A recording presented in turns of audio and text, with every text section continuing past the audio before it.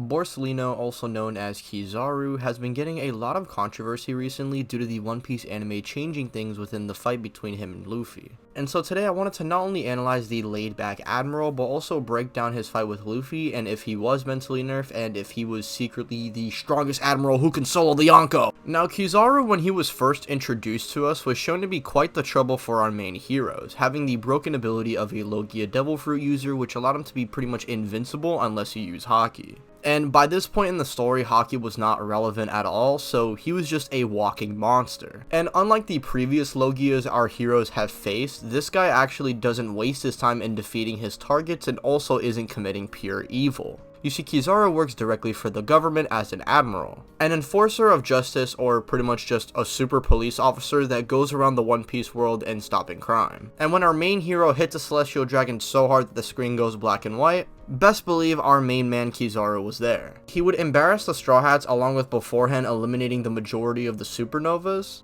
And he was about to kill Zoro before Rayleigh would then step in, where they'd seemingly go toe-to-toe with one another. However, it's clear that during the fight, Rayleigh was losing stamina pretty fast during the encounter, and Kizaru is clearly not trying his absolute hardest to kill Rayleigh. Reason I say this is because we then see him in Marineford shooting nukes of laser beams along with blitzing the legs of Whitebeard and then just off-guarding him with beams to the chest. Had Kizaru moved like this against Rayleigh, he would have met up with Roger in the afterlife real quick. Kizaru as well during Marineford, despite performing better than when he fought Rayleigh, is still holding back due to not wanting Marineford to get destroyed. And this is the same Kizaru who is also stated to be the fastest admiral, which is pretty interesting considering Akainu can tag an enraged Whitebeard along with being able to use Haki to evade Marco's blows. Which really goes to show you how much he was holding back considering Marco's whole thing is that, oh, he intercepted Kizaru and he also tagged him. Even though realistically Kizaru could have just warped around his attacks as easy as Akainu did. And Marco is the same character who goes on to literally handle King and Queen at once for a significant period of time, and even block hits from both Big Mom and Kaido. Kizaru is a monster even before going into Egghead, and obviously during the next arc he'd go on to show his best showcase of feats yet. But before we move on, I think I need to mention a few things going into the arc. It's clear Borsalino never really had a clear sense of justice. While Sakazuki enforced his justice with an iron fist and wanted people to fear him, while Aokiji wanted his justice to be justified and for the people to follow him, he dances on the line of good morals and does just what is needed to get the job done because there's no more that needs to be done. However, our middleman Admiral now is put up with the task to go and kill Vegapunk, which is an old friend of his, along with also fighting his nephew or Sentomaru, who overall is the inspiration of Sentomaru joining the government in the first place. And I know I'm getting sidetracked with the whole narrative aspect of Kizaru holding back, but I think it's really interesting to see an admiral who doesn't have a distinct line of justice now being put in a super personal situation.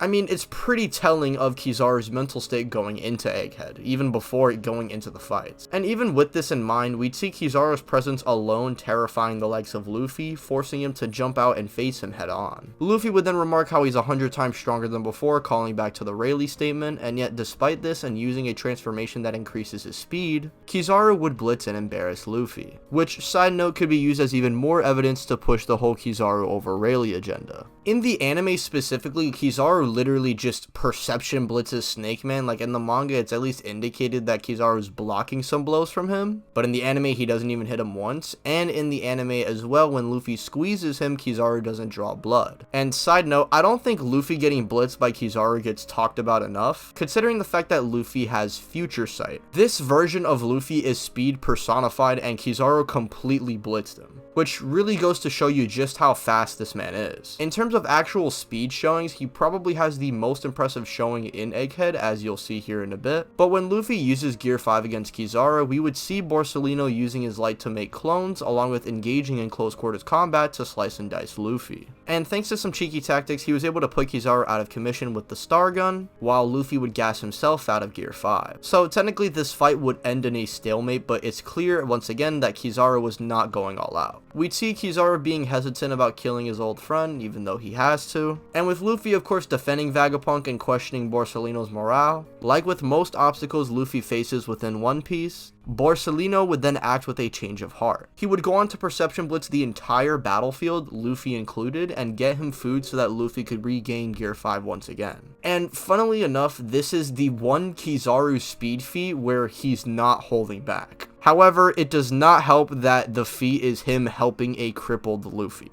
Yeah. Like, what are we gonna say? He's perception blitzing Saturn? Oh my god, guys, he's top 1. Kizaru never not being at full power kind of makes him a double-edged sword, in my opinion. He's a top tier based on his casual feats, but he doesn't have enough to suggest he's one of the all-time GOATs just yet. With his impressive speed, along with his great resume in Marineford and Egghead, I'd say he'd managed to take out some of the Yonko, like, Buggy and Big Mom, maybe? But to say that Kizaru was holding back to such a degree that he would mid-diff or even low-diff Luffy, and saying that he would just mog on Kaido because he gave Luffy a Wendy's 4-for-4 is kind of a reach. He's consistently beating up high-tier commanders while nerfed, and he even managed to stalemate a Yonko while going through it. However, there are other factors within that fight as well that I have covered in literally a video and stream that you can go and check out for yourself. And by the end of Egghead, we would see all of this mental distress that was building up within Kizaru in Egghead all come out during his conversation with Sakazuki. Once again, while Sakazuki and Aokiji's perspective on justice are very distinct, Kizaru is someone who's kind of in the gray area. And so when a man with a gray sense of justice is put into a scenario where he has to betray his loved ones to do what's right, and if he fails, he's betraying the one thing that he's believed in, regardless of the outcome, Borsalino was destined to lose this mission, whether it be mentally or physically, and this aspect of the Admirals really adds an entirely new perspective on the role, as it really shows what you have to do and what it means to carry out your duties. Even when you don't have a standout moral compass, rather a more realistic and grounded one, you still need to make the hard choices while also not having anything holding you back. And unfortunately for Kizaru, he can't do one or the other, which has been evidently shown in every relevant encounter he faces. And he's lucky my go Ben Beckman was holding back, bruh. If he shot that Conqueror's cap into his fucking face, he'd get cooked! After breaking down the Kizaru problem and how the constant need for holding back really does make it hard to push the Kizaru agenda, today we will be taking a look at a different Admiral and going over what I believe to be the funniest One Piece agenda that is currently going on. That being, of course, the Aokiji agenda, or the Aokiji is so much faster and freezes his opponent agenda. Aokiji has always been one of my GOATs, so I'm excited to break down not only Aokiji's time throughout the story, but also break down his scaling and see if this agenda of his is truly real. Done. Can we get much higher? So high. Oh, oh, oh. Oh, oh, oh. Oh. Now, I'll first mention here what I briefly touched on in my Kizaru video, that being, of course, how the Admirals all represent a sense of justice. Originally, I said how Aokiji tries to push what's beneficial to the people, but I was actually wrong about that. Aokiji's justice is more laid back in a sense, where he doesn't think enforcing justice is necessary and is only enforced with minimum effort. Which is why Aokiji seems so nonchalant even in comparison to Kizaru, who is the nonchalant Admiral. Like, bro, he's just so chill. See what I did there? Because, like, yeah. Anywho, it's said Aokiji can freeze the very ocean itself with his ice, as we then see him destroy our protagonist in 10 seconds flat, along with freezing the majority of a sea while taking out a sea beast, which, fun fact, had enough potency to wipe out countries just based on the range alone. Now, Aokiji was able to do this with, of course, the High fruit, or the freezing fruit, which is a Logia type devil fruit that allows the user to transform himself or anything he touches into ice, inflicting both physical and freezing damage in his attacks. Even if his body were to break, he can regenerate and reform himself, as well as he is literally ice itself, and he has at least access to both advanced armament and advanced observation confirmed in Marineford, and potentially advanced conqueror shown in the Garp fight, but that's a little bit more contentious. We know that observation and armament are definitely things he has access to though. As we know, Luffy would go on to free Robin, and she'd manage to find herself in a good position, which leads into Aokiji, who originally wanted to eliminate her, letting her go as he recognized what she dealt with past Ohara. And he also did it out of respect for Sol, who he may or may not have let live, which is a pretty cool detail to keep in mind. I honestly think that he probably didn't do it on purpose, as he did go after Robin anyway, but he stopped after seeing what she managed to build for herself. Aokiji after this wouldn't be seen until Marineford, where of course he is the first Admiral to step in when Whitebeard invades Marineford.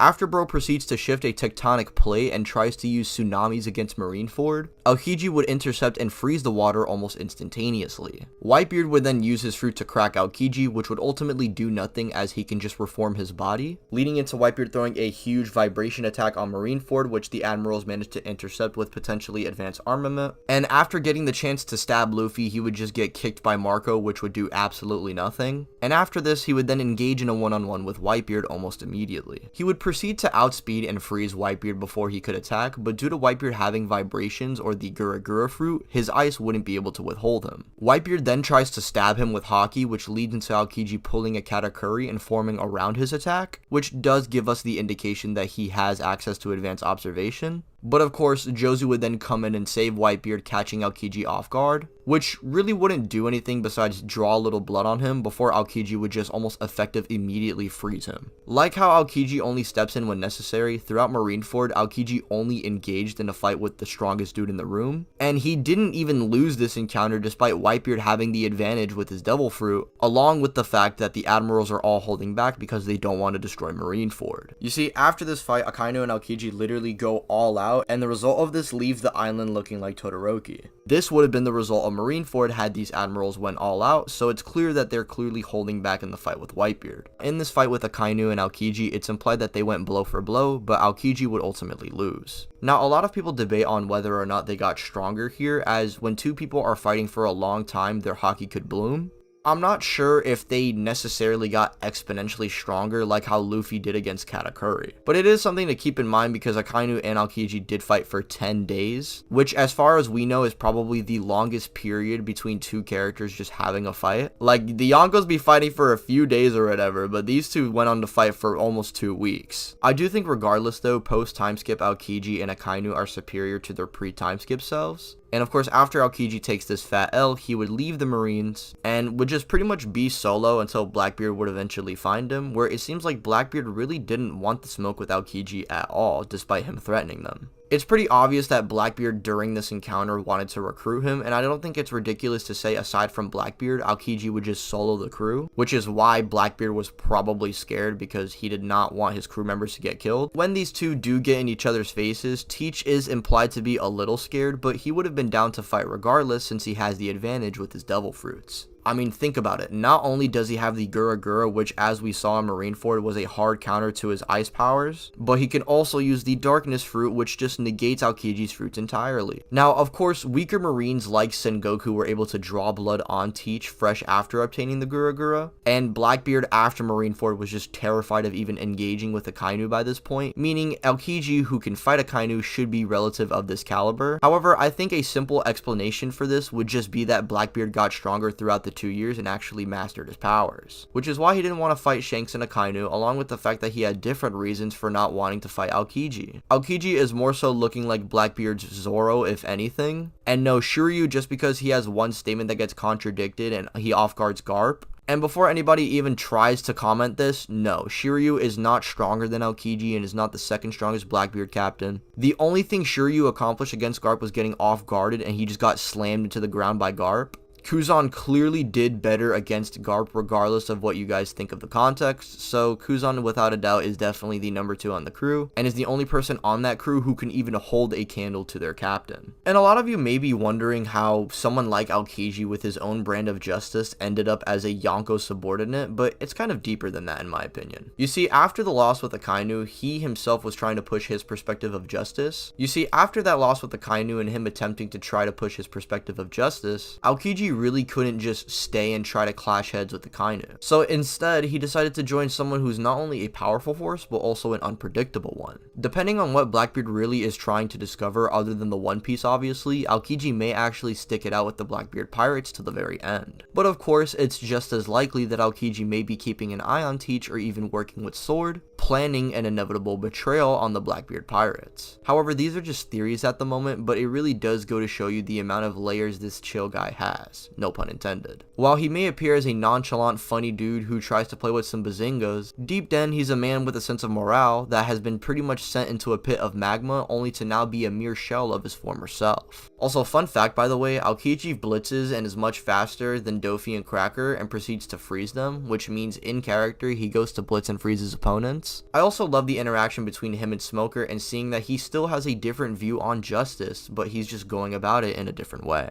And this is all too obvious to us or the viewer when Garp arrives onto Blackbeard's island to try and save Kobe. After Garp already dished out some hockey utilizing Galaxy Impact and destroying the majority of the island, he would waste a lot of his stamina fighting fodder Blackbeard goons and even taking a stab wound in the process. Now, after all of this, Aokiji would manage to combat Garp while clearly not being in the right headspace, since not only is Garp the one man who taught him his sense of justice and made him the Marine he once was, but Garp was also the one who even trained Kuzan, and now Kuzan is an enemy of the Marines. By the way, we see during this training as well, Kuzan was able to grow accustomed to this training pretty easily, keeping up with the likes of even a younger Garp before his Admiral days. Kuzan may be stronger and Garp might be weaker than what he used to be, and weaken in this fight, but Kuzan is put in a similar position to Kizaru and Egghead where he has to kill somebody who's close to him. These factors allowed these two to just go all out and go blow for blow. However, a lot of people would like to argue Garp definitely was in an advantageous position, and had he not been weakened prior and Aokiji and him just fought blow for blow, Garp probably would have had the slight edge under normal conditions.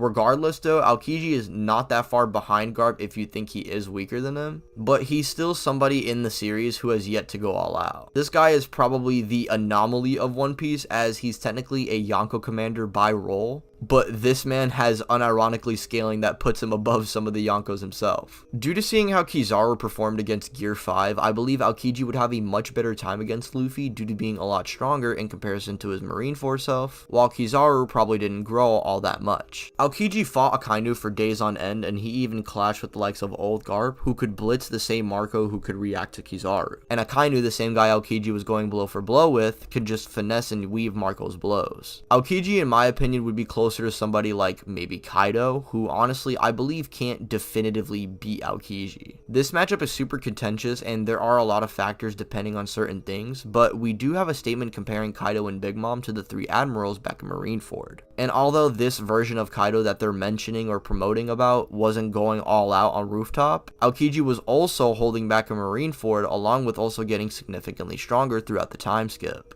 Aokiji would be able to definitely slow Kaido down and land some decent blows, but I'm just unsure if he can put him down since they both have ridiculous levels of stamina. Kaido may have ridiculous endurance, but if Aokiji just keeps consistently freezing him and then damaging those freeze parts of Kaido, that endurance slash durability wouldn't really be too much of a factor for him. For now though, this is where I'll leave this video off. Just let me know down in the comments who you guys think wins between Aokiji and Kaido.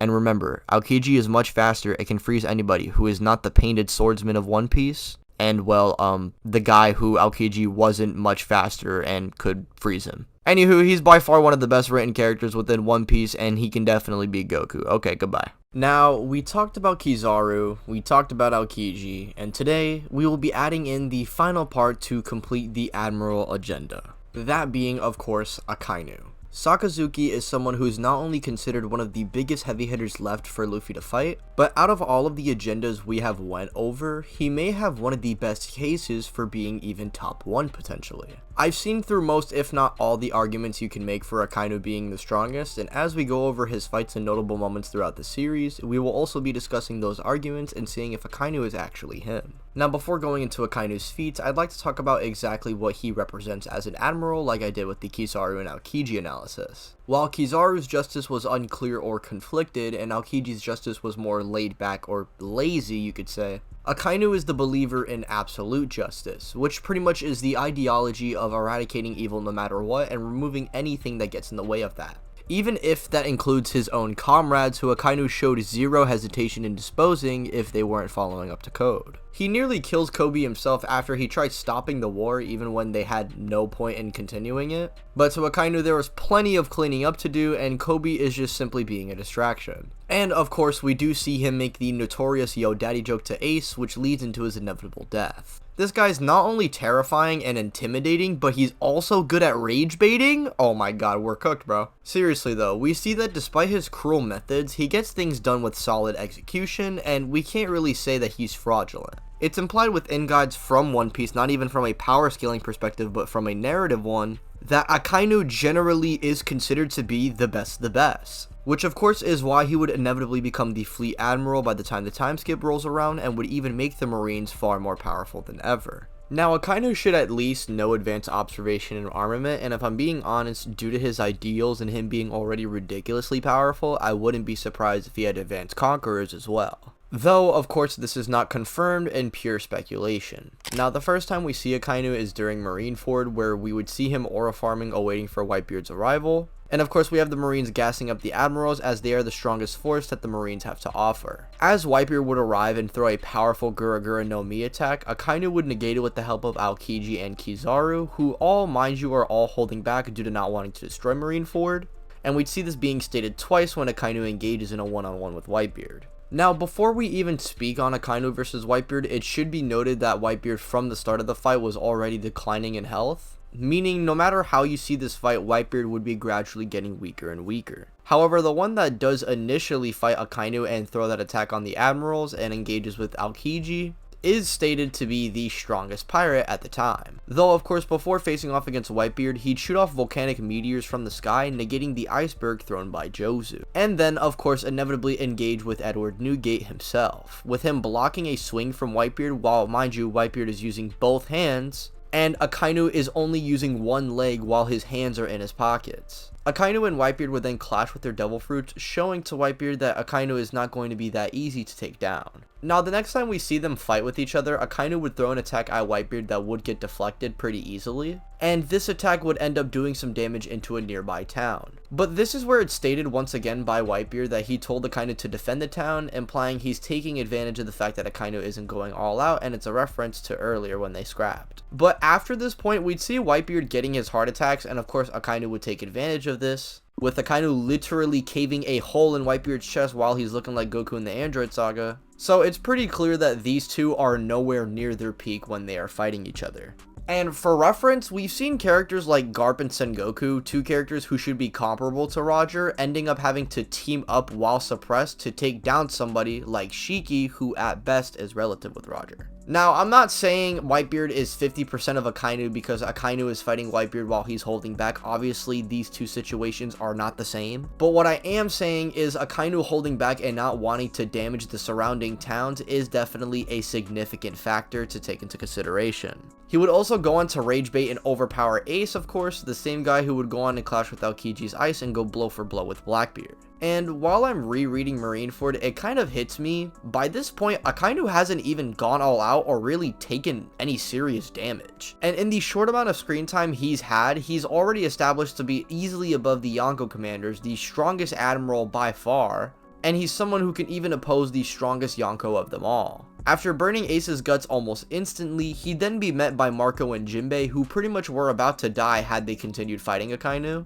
And Marco, of course, is the same guy who not only intercepted Kizaru's attacks and also saved Luffy from Aokiji, but even later on in the series, after not fighting since Marineford, would go on to 2v1 King and draw blood on King in his most durable state, block a blast burn from Kaido, and even fight Big Mom herself. And yet, all he could really do in Marineford was momentarily hold off Akainu. And this is where we end up seeing Whitebeard get enraged and hit Akainu with an off-guard attack. And of course, in the anime, this is a lot worse than what it actually is. Akainu barely even damages Whitebeard in the anime, it gets trick-shotted. However, in the manga, which is the version that we are talking about because it's the original material, this moment is essentially completely different. You see, Whitebeard would pull up from behind and crush Akainu's face in with his Gura Gura fruit.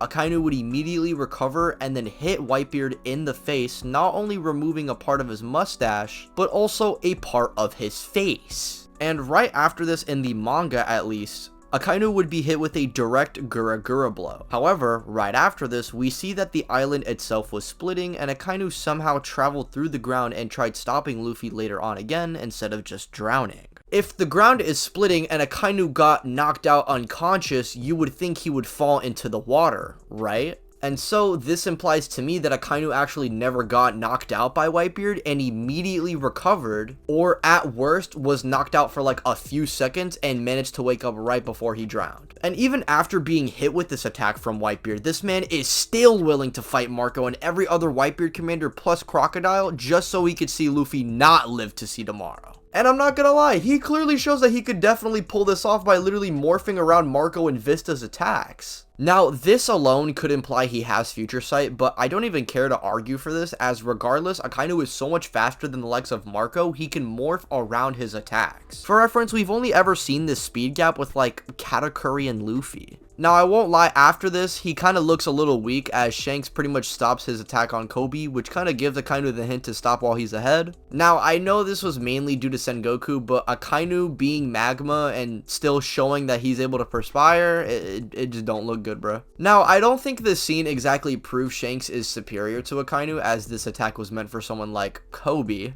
but we do know that Akainu at the very least recognizes Shanks as formidable and a threat. We know as well there are statements of Shanks clashing evenly with Akainu here, along with the fact that they are both able to make Blackbeard, who just attained the Gura Gura, run away. And what's interesting about Akainu's interaction in particular is Von Augur, someone who can measure someone's power specifically by reading them, and yet when Von saw Akainu, he told Blackbeard about retreating, implying based on Augur's observation, Akainu should still be above Blackbeard despite him attaining the Gura Gura. This is all before Blackbeard, mind you, would go on to annihilate the rest of Whitebeard's crew, and before Aokiji and Akainu's big fight. Now, unfortunately, we don't ever get to see anything related to this fight, and it's only ever mentioned in a flashback. But, I mean, it still has to be mentioned because this is definitely one of the craziest moments to occur during the post-Paramount War era. Now, these two admirals would end up going blow for 10 days straight, which would result in the island being split in magma and ice, which is just more evidence to suggest that the admirals were holding back, because had Akainu not been holding back a Marineford, half of it would have been covered in magma. And of course, we know that Akainu and Aokiji would literally just go blow for blow with each other, like one would land one hit and the other would land the other for 10 days straight, until of course eventually Aokiji ends up falling, leading into Akainu winning the fight. Now, due to these characters going blow for blow and then probably having the longest recorded fight in One Piece history, it is possible for these two to have hockey bloomed during the fight, meaning these two could have gotten exponentially stronger, as that usually happens when two characters are fighting for a long time, like with Luffy and Katakuri. The issue with this is Luffy himself got stronger and not Katakuri in particular, meaning it's more than likely one's hockey blooms whenever it's given the opportunity to, and so I don't think it'd be possible for these two to really grow so much to the point to where they would one-shot their old selves. Especially given the fact that Shanks and Kaido, who I don't think got all that much stronger, are still threats to the Admirals. Meaning, if they didn't get stronger, it wouldn't be by that much, or they all just power crept their old selves. But I'm more inclined to believe the first possibility, that Akainu is just comfortably stronger, as he himself needs to push the Marines into a better tomorrow. But I can't sit here and firmly say he'd just one-shot his Marineford self. That's just not true. But he definitely should be above Aokiji after the time skip, the same guy who not only primarily contributed in defeating old Garp, but I mean, this guy off of Aura alone had Blackbeard shook when he was attempting to recruit him. Now granted, Aokiji may have been losing to Garp, but it's clear Aokiji was mentally nerfed against him, and Akainu is not only stronger than Aokiji already, but he wouldn't be having that hesitation Kuzan would against Garp. Tyler, why are you mentioning Kuzan's feats in an Akainu Agenda video when you already mentioned Kuzan's feats? After Akainu becomes Fleet Admiral, he does not do a goddamn thing. We know that Kizaru wanted to handle Kaido and Big Mom, but Akainu humbly declined, as he didn't want to go into a fight he didn't have prior knowledge of. Wano is a country full of mystery, and of course we just heard about two Yonkos joining forces, so of course it'd be stupid for Akainu to go in guns blazing. And I cannot lie to you guys, the more I'm looking at this guy, the more I'm thinking he might have the greatest resume in the series. Or at the very least, the one character who has an agenda who has the least amount of anti-feats. However, the most he's really done past Marineford is flashback Neg Aokiji and melt Kuma, I guess. And the reason for that is because most of the other time the other admirals are handling his light work, like Fujitora and Green Bull. Now, these two, like the others, have Haki and of course have access to Devil Fruit powers. While Green Bull himself can manipulate and turn himself into basically a grass-type Pokemon, Fujitora is able to manipulate gravity and summon meteors. These guys, for the most part, are the roaming officers of Akainu that handle business for him, with Fujitora overseeing the situation of Dressrosa, was virtually unfazed throughout the entire arc despite threats like Dofi and Sabo being relevant. This guy mainly represents a laid-back sense of justice like Aokiji, while also being conflicted and seeing the contradictions of the government like Kizaru. Meanwhile, Green Bull contrasts off of Fujitora due to him representing a follower of what is now the new justice Akainu had established with the New World. While Fujitora is a lot more laid back and merciful, Green Bull is cold and merciless. I mean, this guy is so damn spineless, he literally waited for Kaido to be defeated to pull up on Wano so he can try and beat up Luffy while he was weakened, only for his big fight being against a weakened Yamato plus the Scabbards. Like, I'm sorry, when characters like Raizo, Kinemon, and a injured base Yamato, not even transformed, base, are giving you trouble, it just makes you look bad. I'm sorry. But we do see that Green Bull, even despite getting caught lacking a bit, was able to handle these guys plus defeat King and Queen prior to this. So I mean, I guess that's impressive. Seriously though, it does show that Akainu did in fact not hire some newbies. Now, Green Bull and Fujitora are the weakest admirals for sure. However, we have not seen anywhere close to what they are fully capable of. Now that we've broken down Akainu's history and his scaling within the series, we can now talk about the two prime arguments for why Akainu is potentially top 1, and I'm not gonna lie, they're both equally as stupid. The first one, of course, is he has the highest tier Devil Fruit, which, I mean, is really simple to debunk as this statement is just really how you read it. The Devil Fruit is stated to be of the highest tier of strength within Devil Fruits, meaning it's not absolutely top 1, right? But rather, it would be in the same tier as some of the strongest Devil Fruits that we've seen within the series, like the Gum Gum Fruit or even the Gura Gura no Mi, which makes sense since Akainu's fruit and Whitebeard's fruit have shown the ability to clash with one another. So it's not ridiculous to even say Akainu is on this tier anyway. And I'm sorry, what are we gonna do with this statement? Are we just gonna be like, nuh-uh, he has higher tier, so like what, he's just gonna negate the like barrage gun or something? Is Whitebeard gonna throw a goddamn tsunami at him and he's gonna be like, nuh-uh, high tier, and he just like one-shots Whitebeard, really? Anywho, the second and dumbest argument I've personally seen is the whole, oh, well, he could find the One Piece within a year. Bro, oh my gosh, you have no idea how bad this argument gets under my skin, bro. Firstly, if we take this statement hyper literally, this implies Akainu would have a much easier time than Luffy, so who's to say he inherently would even go through everything Luffy did? If Akainu himself is starting at like where he was in Marineford with his Devil Fruit already mastered, how do we know that he doesn't have a different way of actually finding the treasure unlike Luffy? Like, is the whole argument, oh, well, Akainu would have to face off against Luffy's rogues gallery eventually? Sure, but if we're putting him in Luffy's position, wouldn't that also mean he would have to fight Kaido multiple times because Luffy had to grow against Kaido? So what's stopping Akainu from doing this just with less time? So what's stopping Akainu from doing this in a shorter time span? What about the fact that Akainu can fly? Did we even consider that he probably doesn't even have to fight anyone based on his fruit property alone?